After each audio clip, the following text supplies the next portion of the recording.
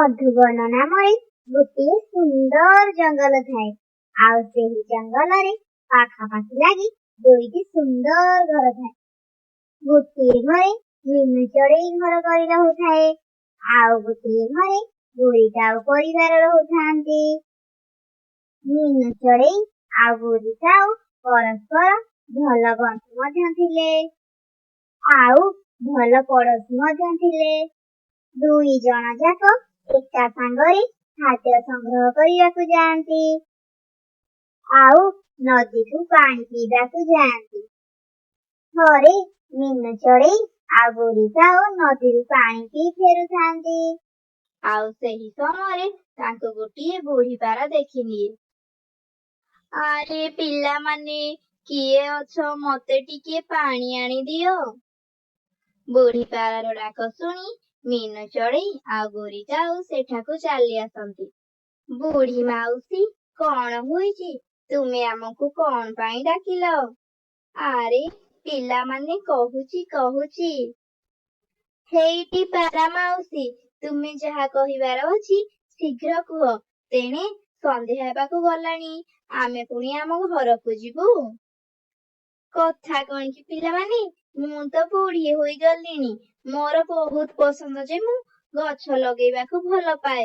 ତୁମେ ଦୁଇ ଜଣ ଯଦି ମୋ ଉପରେ ଦୟା କରି ଏ ଘଣାରେ 2 ଘଣା ପାଣି ନେଇ ଆସନ୍ତ, ତାହେଲେ ମୁଁ ଗଛକୁ ପାଣି ଦିଅନ୍ତି। ଖରାରେ ଯେମିତି ହେଉଛି ଏ ଗଛ ଗୁଡାକ ସବୁ ମରିଯିବ। ପାରା ମାଉସୀ, ତମେ ଜମାରୁ ବ୍ୟସ୍ତ ହୁଅନି। ମୁଁ ଆଉ ଗୋରି ଦିଦି ଯାଇକି ତୁମ ପାଇଁ ପାଣି ନେଇ ଆସୁଛୁ। ମୁଁ ଜାଣିପାରୁଛି ତୁମକୁ ଗଛ ଲଗେଇବାକୁ ଭଲ ଲାଗେ, ହେଲେ ଏବେ ତ ସନ୍ଧ୍ୟା ହୋଇଯିବ। ଆମେ ପୁଣି କେତେବେଳେ ଯାଇ ନଈରୁ ପାଣି ନେଇ ଆସିବା? ଗୋରି ଦିଦି, ତମେ ଜମାରୁ ବି ବ୍ୟସ୍ତ ହୁଅନି। ଏଇ ପାଖରେ ନଈଟିଏ ଅଛି। ଚାଲ ଆମେ ଶୀଘ୍ର ଯାଇ ପାଣି ନେଇ ଆସିବା, ଆଉ ତାପରେ ଆମ ଘରକୁ ଚାଲିଯିବା। ତାପରେ ମିନୁ ଚଢ଼େଇ ଆଉ ଗୋରିଟା ସେ ବୁଢୀ ପାରା ଠାରୁ ଘଣା ନେଇ ନଈ କୂଳକୁ ପାଣି ଆଣିବାକୁ ଚାଲି ଯାଆନ୍ତି। ଆଉ ନଈ କୂଳରେ ସେ ଘଣାରେ ପାଣି ଭରି କରି ସେ ବୁଢୀ ପାରା ପାଖକୁ ଚାଲି ଆସନ୍ତି। ଗୋରି କାଉର ଏସବୁ କରିବାର ଟିକେ ବି ଇଚ୍ଛା ନଥାଏ, କାହିଁକି ନା କାଉର ପ୍ରକୃତି କଣ ଆପଣମାନେ ସଭିଏ ଜାଣନ୍ତି। ତୁମ 2 ଜଣଙ୍କୁ ଭଗବାନ ସାହା ହୁଅନ୍ତୁ। ତୁମେ ମୋ ପାଇଁ ପରିଶ୍ରମ କରି ନଈରୁ ପାଣି ନେଇ ଆସିଲ, ନହେଲେ ଏ ବୁଢୀ ପକ୍ଷୀଟାକୁ କଥା କିଏ ଆଣି ପାଣି ଦେଇଥାନ୍ତା? ବୁଢୀ ମାଉସୀ, ଏଇଟା ତ ଆମ କର୍ତ୍ତବ୍ୟ ଥିଲା। କୌଣସି ବୃଦ୍ଧା ପକ୍ଷୀକୁ ତାଙ୍କୁ ଆମେ ସାହାଯ୍ୟ କରୁ। ପିଲାମାନେ, ଏଇ ନିଅ, ଏଇ 2 ଚାରା ଗଛକୁ ବାଡିରେ ଲଗେଇ ଦିଅ। ୟାକୁ ମୁଁ ତୁମକୁ ଉପହାର ଦେଉଛି। ଏ 2ଟି ମିଠା ସେଓ ଗଛ, ତୁମେ ୟାକୁ ତୁମ ଅଗଣାରେ ଲଗେଇ ଦବ। ଏହାପରେ ମିନୁ ଚଢ଼େଇ ଆଉ ଗୋରିଟା ସେ 2 ଚାରା ଗଛକୁ ନେଇ ନିଜ ଘରକୁ ଚାଲି ଆସନ୍ତି। ମିନୁ ଚଢ଼େଇ ତା ଅଗଣାରେ ଅତି ଯତ୍ନରେ ଲଗେଇ ଦିଏ, ଆଉ ମିନୁ ଚଢ଼େଇର ପଡୋଶୀ ମଧ୍ୟ ଗୋରିଟା ସେ ସେଓ ଗଛକୁ ଲଗାଇ ଦିଏ। ଯାହା ହେଉ, ଗଛ ତ ମୁଁ ଲଗେଇଦେଲି। ଏବେ ମୋର କାମ ହେଉଛି ସେ ଗଛରେ ଭଲସେ ଯତ୍ନ ନେବି, ଆଉ ସେ ଗଛକୁ ଯେବେ ବଡ ହୋଇଯିବ ମତେ ମିଠା ମିଠା ସେଓ ଖାଇବାକୁ ଦେବ। ମାମା, ତମେ ବଗିଚାରେ ଯୋଉ ଗଛଟା ଲଗେଇଛ, ସେଇ ଗଛଟା କି ଗଛ? କୁକୁ, ସେ ଗଛଟା ସେଓ ଗଛ। ଆମକୁ ଗୋଟେ ବୃଦ୍ଧ ପାରା ସେ ଗଛକୁ ଦେଇଛନ୍ତି। ଆଉ ତୁ ଜାଣିଛୁ, ସେ କହିଛନ୍ତି ସେ ଗଛରେ ମିଠା ମିଠା ସେଓ ଫଳିବ। ମାମା, ସେ ଗଛରେ ଯେତେବେଳେ ମିଠା ମିଠା ସେଓ ଫଳିବ, ମୁଁ ମୋର ସବୁ ସାଙ୍ଗକୁ ଡାକି ଆଣି ଖୁଆଇବି। ତାପରେ ରାତି ହୋଇଯାଏ, ଆଉ ରାତି ପାଇଁ ଗୋଟିଏ ସୁନ୍ଦର ସକାଳ ହୁଏ। ଏମିତିରେ କିଛି ଦିନ ବିତିଯାଏ। ମିନୁ ଚଢ଼େଇ ସେ ସେଓ ଗଛର ବହୁତ ଭଲ ଯତ୍ନ ନିଏ। ସେଥିପାଇଁ ସେ ଲଗେଇଥିବା ସେଓ ଗଛ ଧୀରେ ଧୀରେ ବଢିବାକୁ ଲାଗେ। ହେଲେ ଗୋରିଟା ସେ ସେଓ ଗଛର ଲଗେଇ ଦେଇ ତାର ଯତ୍ନ ନିଏ ନାହିଁ। ସେଥିପାଇଁ ତାର ଗଛ ପାଚିକି ଛୋଟ ହୋଇଯାଏ। ଏଇଟି କାଉ ଦେଖିଲ, ଏ ଚାରା ଗଛଟା ବଢିବାରେ ଲାଗୁନି, ଦିନକୁ ଦିନ ଛୋଟ ହେଇଯାଉଛି। ହେ ମିନୁ ଚଢ଼େଇର ସେଓ ଗଛ ବହୁତ ଜୋରରେ ବଡ ହେବାରେ ଲାଗିଛି। ଗୋରି, ତୁ ଜମାରୁ ଚିନ୍ତା କରନି। ମିନୁ ଚଢେଇର ସେ ଗଛଟା ବଡ ହେବାର ଲାଗିଲାଣି।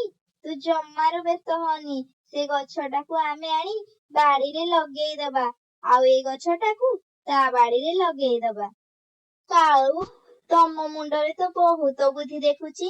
ମୁଁ ଯାଉଛି ମିନୁ ଚଢେଇକି ସେ ଗଛଠାରୁ ଦୂରେଇ ନେଇଯିବି। ତାପରେ ଗୋରି କାଉ ନିଜ ପଡୋଶୀ ମିନୁ ଚଢେଇ ଘରକୁ ଯାଏ। ମିନୁ ଚଢେଇ କୁକୁ ସେ ଗଛ ପାଖରେ ଥାଆନ୍ତି। ହେଇଟି ମିନୁ, ବହୁତ ଜୋରେ ଶୋଷ ଲାଗିଲାଣି।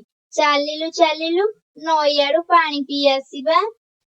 କଥା କଣ କି ଗୋରି ତୋତି, ମୁଁ ନଈରୁ ସାଙ୍ଗେ ସାଙ୍ଗେ ପାଣି ପିଇ ଦେଇ ଆସିଛି।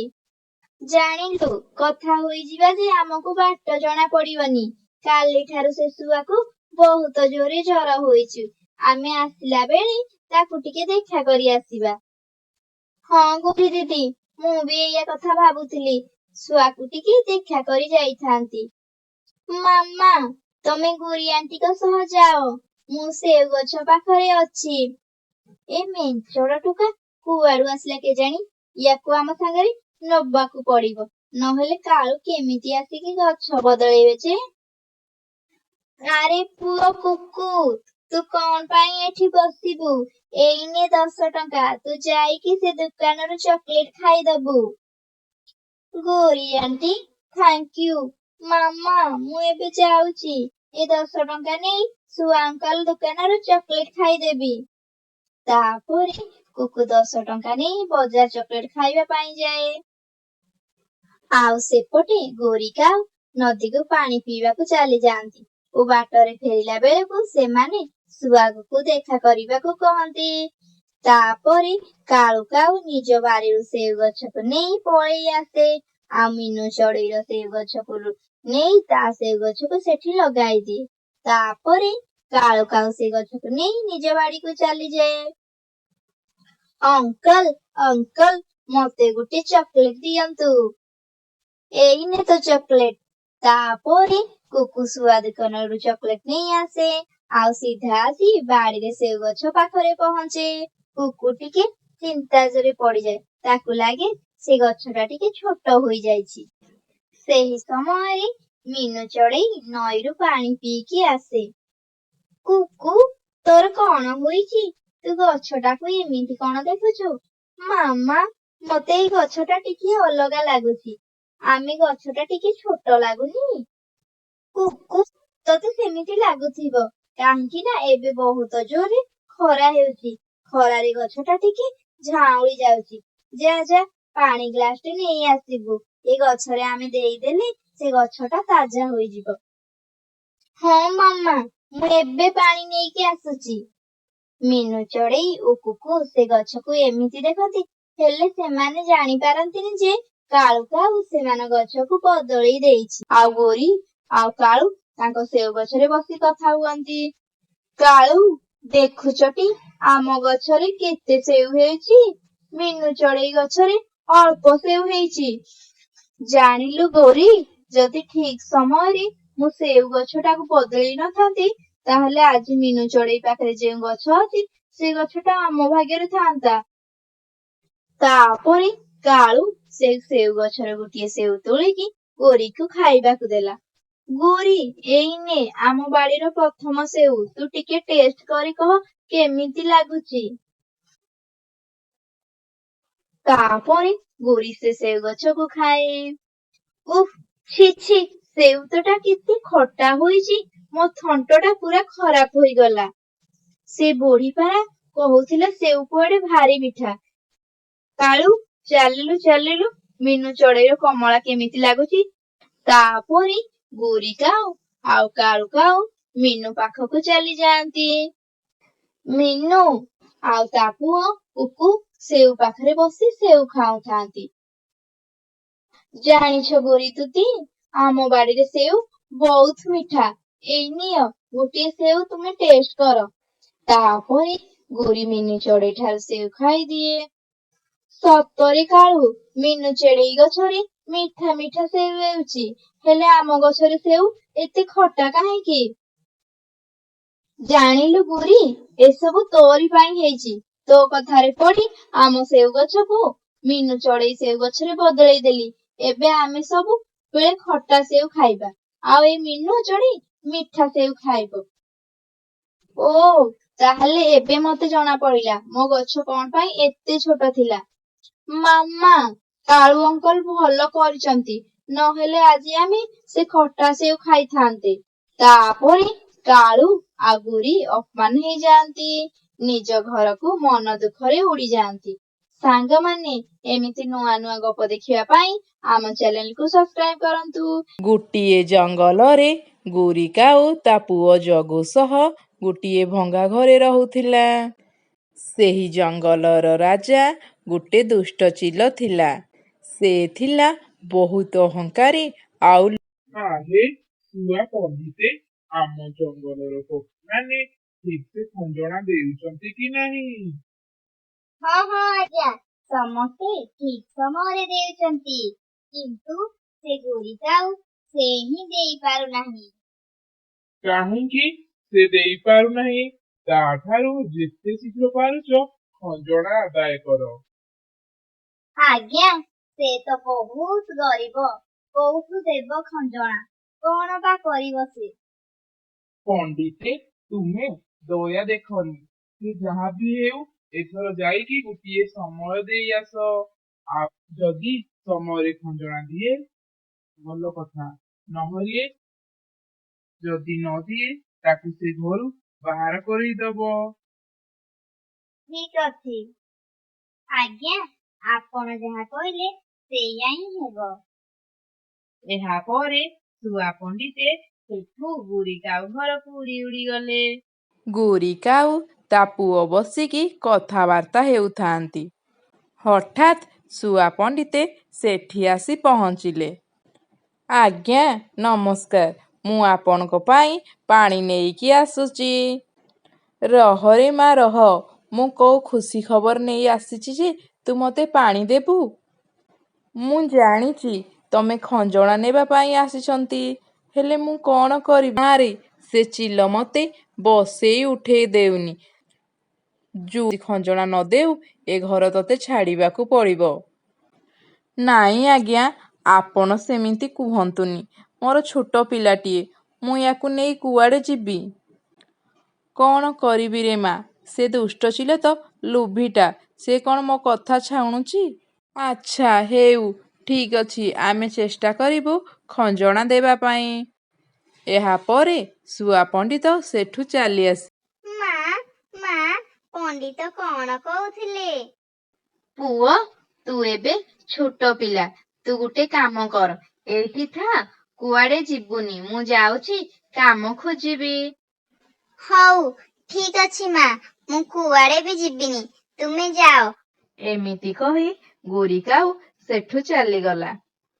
ଜଗୁ କିଛି ସମୟରେ ବସି ତାକୁ ବିରକ୍ତ ଲାଗିଲା। ନା ନା, ମୁଁ ଆଉ ଏଠି ଏତେ ସମୟ ରହିପାରିବି ନାହିଁ, ଯାଉଛି ଟିକେ ବାହାରୁ ବୁଲି ଆସେ। ଏହା ପରେ ଜଗୁ ବାହାରକୁ ଉଡ଼ିଗଲା। ସେ କିଛି ବାଟ ଗଲା ପରେ ତାକୁ କାନ୍ଦଣା ଶୁଭାଗଲା।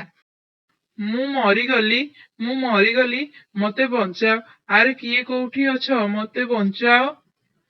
ମୁଁ ଏଇ ଖରାରେ ରହିପାରୁନି, ମତେ କିଏ ନେଇ ମାଟିରେ ପୋତି ଦିଅ। ଆରେ କିଏ ଏମିତି କହୁଛି, ଯାଉଛି ଦେଖେ। ଏହା ପରେ ଜଗୁ ସେଠାକୁ ଗଲା। ଆରେ କିଏ ତୁମେ, ଏଠି କଣ ପାଇଁ ବସି କାନ୍ଦୁଛ?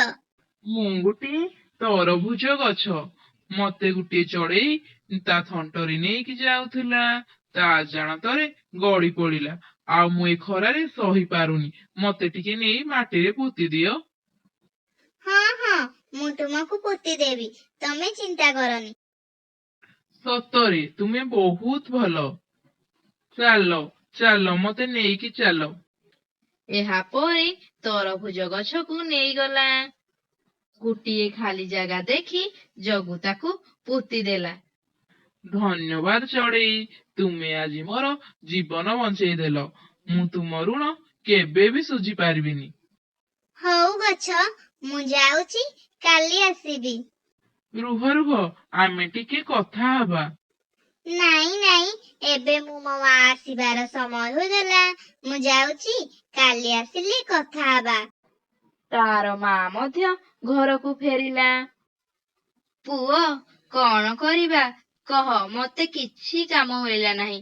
ଆଉ କାମ ନ ମିଳିଲେ ଆମକୁ ଘର ଛାଡିବାକୁ ପଡିବ।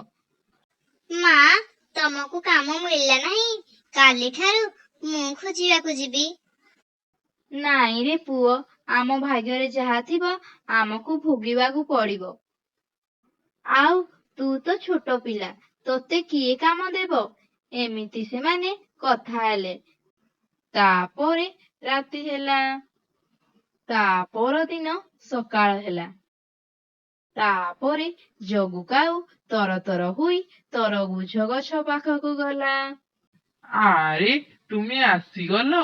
ମୁଁ ଏବେ ତୁମ କଥା ଭାବୁଥିଲି। ହେଲେ ତୁମ ମନ ଦୁଃଖ ଥିଲା ପରି ଲାଗୁଛି। ହଁ ହଁ, ମୋ ମନ ବହୁତ ଦୁଃଖ। କାହିଁକି ନା ଆମେ ଏ ଜଙ୍ଗଲ ଛାଡି ଚାଲିଯିବୁ। କାହିଁକି? କଣ ହୋଇଛି କି ତୁମର? ମତେ ତୁମେ କୁହ, ମୁଁ ତୁମକୁ ନିଶ୍ଚୟ ସାହାଯ୍ୟ କରିବି। ତୁମେ କି ସାହାଯ୍ୟ କରିବ? ହଉ, ଶୁଣ। ଏହାପରେ ଜଗୁ କାଉ ତରଭୁଜ ଗଛକୁ ସବୁ କହିଲା। ତରଭୁଜ ଗଛ ଜଗୁର କଥା ଶୁଣି ହସିବାକୁ ଲାଗିଲା। ଆରେ, ତୁମେ ମୋ ଦୁଃଖ କଥା ଶୁଣି ହସୁଛ? ମୁଁ ତୁମ ସହ କଥା ହେବିନି। ମୁଁ ଯାଉଛି ଏଠୁ। ଆରେ, ଶୁଣ ଶୁଣ, ମୁଁ ତୁମ ସହ ମଜା କରୁନି। ତୁମେ ଏଇ ସାମାନ୍ୟ କଥା ପାଇଁ ତୁମେ ଏଥିପାଇଁ ଜମାରୁ ଚିନ୍ତା କରନି। ଏହାପରେ ଜଗୁ ତା ଘରକୁ ଆସିଲା। ତାର ମାକୁ ସବୁ କଥା କହିଲା। କଣ ସବୁ କହୁଛୁ? ତୋ ମୁଣ୍ଡ ଠିକ ଅଛି ତ? ହଁ ମା, ମୁଁ ସତ କହୁଛି। ଆମେ କାଲି ସେଠାକୁ ଯିବା। ହଉ, ଦେଖିବା। କାଲି ଯଦି ସେଠି ଘର ମିଳିଯାଏ ଆମେ ସେଠି ରହିବା। ଆଉ ଚିଲକୁ ଖଞ୍ଜଣା ଦେବାକୁ ପଡିବ ନାହିଁ। ଏମିତି ସେ ଦିନ କଟିଗଲା। ସକାଳୁ ସକାଳୁ ଗୋରି କାଉ ଓ ଜଗୁ ତରଭୁଜ ଗଛ ପାଖକୁ ଗଲେ। ଆରେ ବା, ତରଭୁଜ ଭାଇ, ତୁମେ ତ ଗୋଟିଏ ସୁନ୍ଦର ଘର ତିଆରି କରିଛ। ହଁ, ତୁମ ପାଇଁ ଏ ଘର ତିଆରି ହୋଇଛି। ଆଜିଠୁ ତୁମେ ଏଇଠି ରହିବ। ଧନ୍ୟବାଦ ତୁମକୁ। ଆମକୁ ବହୁତ ସାହାଯ୍ୟ କଲ। ଆମେ ତୁମ ଋଣ କେବେ ବି ସୁଝି ପାରିବୁ ନାହିଁ। ଏହାପରେ ଜଗୁ କାଉ ଆଉ ଗୋରି କାଉ ସେ ତରଭୁଜ